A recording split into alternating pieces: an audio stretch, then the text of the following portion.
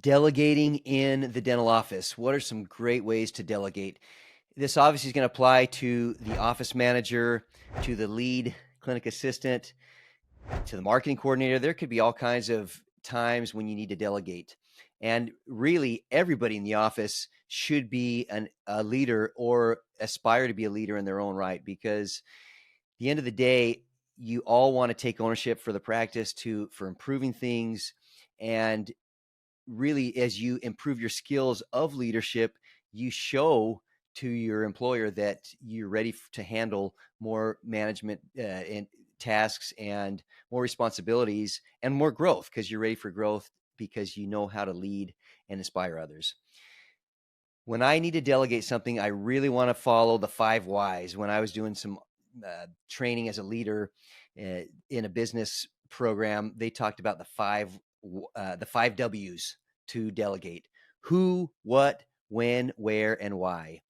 And to me, that was very powerful. Who, what, when, where, and why.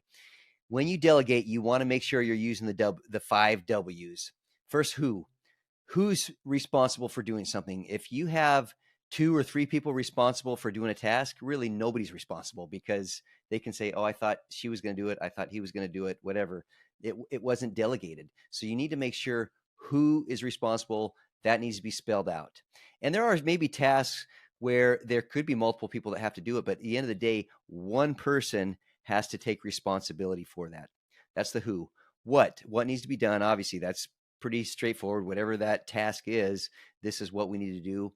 When does it have to be done by? Does it have to be done by the end of the day today? Does it have to be done by next week? Does it have to be done by next month? They need to know when. So who, what, when, where. Where's it going to take place? It might be pretty straightforward in the office. It might be outside the office, whatever. And then lastly, why. This is one of the biggest things, is why does it have to be done? The answer of because I told you so doesn't really fly, and it's not the best style of leadership. At the end of the day, people will follow somebody just because of their role as a manager, as a boss. But if they don't give the why, they usually grow to resent because they feel like they're just a grunt, like, go do this. And I don't care if I'm not giving you the why. It's because I told you so. You almost feel like you're being their mom or dad. And that'll go for so long. But once people find a better business opportunity, a better job, they will a lot of times leave. Usually people don't leave a business, they leave a boss. And so you want to be a good boss, a good manager, a good leader in your own right.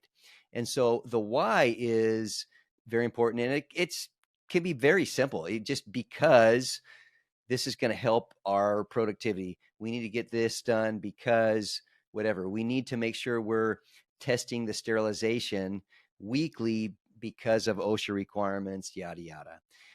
Most people, once they understand the why, they're more than happy to do it, but they have to be told that. So again, in review, 5 W's. Anytime you delegate something to another team member, make sure you're following the 5 W's: who, what, when, where, and why.